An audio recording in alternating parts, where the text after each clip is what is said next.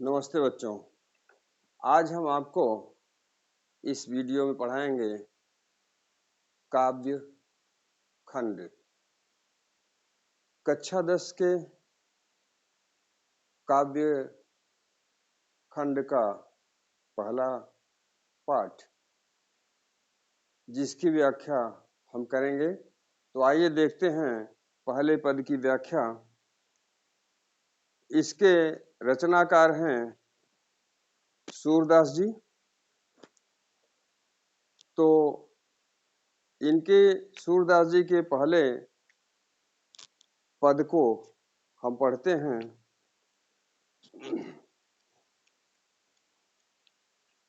यहाँ सूरदास जी ने लिखा है, चरण कमल बंदो हरियाई, जाकी कृपा पंगिर लंघै, अंधे को सब कुछ दर्शाई, बहिरो सुने गूंग पुन बोले, रंक चले सिर छत्र धराई, सूरदास स्वामी करुणा में, बार बार बंदो ती पाई।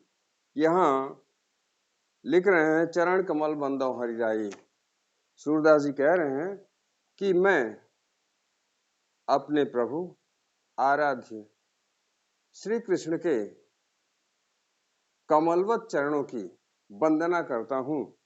चरण कमल, इसमें रूपा का अलंकार है।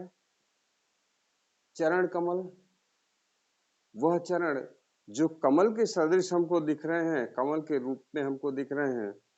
तो कह रहे हैं कि चरण कमल बंदो हरि राई, हरि राई, हरि ईश्वर, और सूरदास जी के ईश्वर अर्थात श्री कृष्ण, क्योंकि सूरदास प्रभु श्री कृष्ण की उपासना करते हैं, इसलिए कह रहे हैं चरण कमल बंदो हरि राई।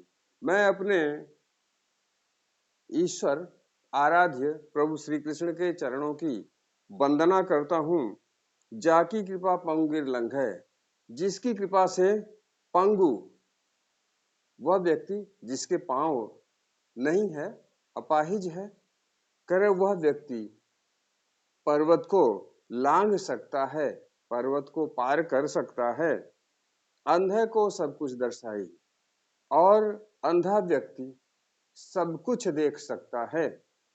तात्पर्य कि जिसे आंख नहीं है वह भी संसार को भली भांति देख सकता है, यदि ईश्वर की कृपा हो जाए।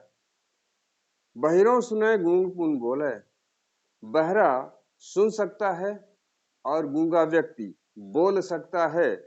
रंक चले सिर छत्र धराई, और रंक जन सामान्य, जो गरीब व्यक्ति है उसे रंक कहते हैं। जिस प्रजा रंक है, कह रहे हैं रंक चले सिर छत्र धराई, और प्रजा का एक सामान्य सा व्यक्ति भी अपने सिर पर ताज रखकर राजाओं की भांति चल सकता है।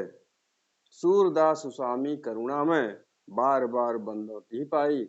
यह कह रहे हैं कि सूरदास जी कह रहे हैं कि मैं अपने स्वामी करुणा के सागर प्रभु श्री कृष्ण के चरणों की, पाई, पाई मीन्स पैर, कह रहे हैं मैं अपने स्वामी करुणा में प्रभु श्री कृष्ण के चरणों की बार बार वंदना करता हूँ।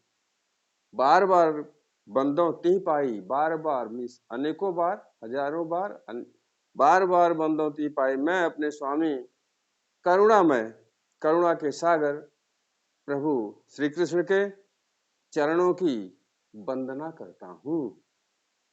तो ये है इसकी व्याख्या, और इसमें देखते हैं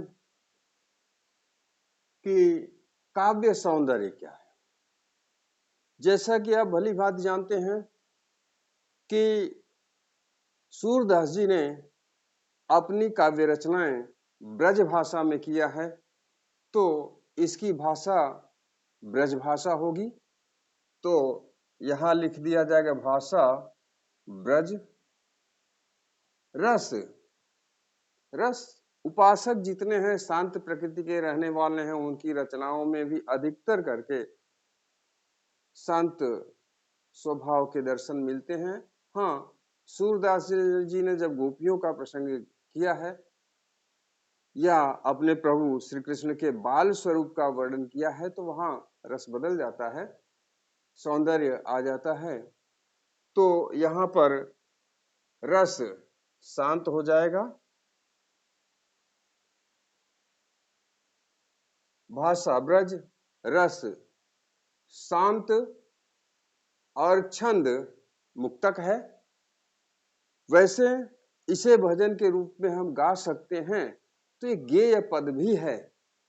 तो यहां हम गेय पद या मुक्तक भी लिख सकते हैं, क्योंकि इनकी हर एक पद रचना मुक्त है। जितने पंक्तियों की ये रचना है उतनी पंक्तियों में उसका अर्थ स्वयं लग जाता है। वो हर एक पद अपने आप में पूर्ण है, इसलिए हम मुक्तक पद रचना कह सकते हैं। और गाया जा सकता है, इसलिए हम इसको गेय पद भी कह सकते हैं। और अलंकार है, तो अलंकार बार बार में पुनरुक्ति प्रकाश हो जाएगा। और यहाँ है जाकी कृपा पंगिर लंघे अंधे को सब कुछ दर्शाई, गूंगो सुने बहिरो सुने गूंग पुन बोले, रंग चरज सिर छत्र धराई, सूरदास स्वामी करुणा में। सूरदास स्वामी में अनुप्रास हो जाएगा, अनुप्रास और पुनरुक्ति प्रकाश। तो अनुप्रास तो दस्तक के बच्चों को भली भांति मालूम होगा। हाँ, पुनरुक्ति प्रकाश वहां आता है जब किसी एक शब्द को एक से अधिक बार, 2 बार 3 बार अगर एक ही अर्थ के लिए प्रयुक्त किया जाता है, जैसे बार बार 2 बार आया और बार बार अनेक बार के लिए एक ही अर्थ के लिए प्रयुक्त हुआ है, इसलिए पुनरुक्ति प्रकाश हो जाएगा। तो ये रहा हमारा काव्य सौंदर्य। तो आज का वीडियो हम यही समाप्त करते हैं। हमारा ये वीडियो पसंद आए तो हमारे चैनल को सब्सक्राइब कीजिए, वीडियो को अधिक से अधिक शेयर कीजिए, लाइक कीजिए, शेयर कीजिए और कमेंट कीजिए, जिससे कि हमें ये पता चले कि आपको हमारा वीडियो पसंद आ रहा है कि नहीं। मिलते हैं जल्द ही अगले वीडियो में, तब तक के लिए धन्यवाद।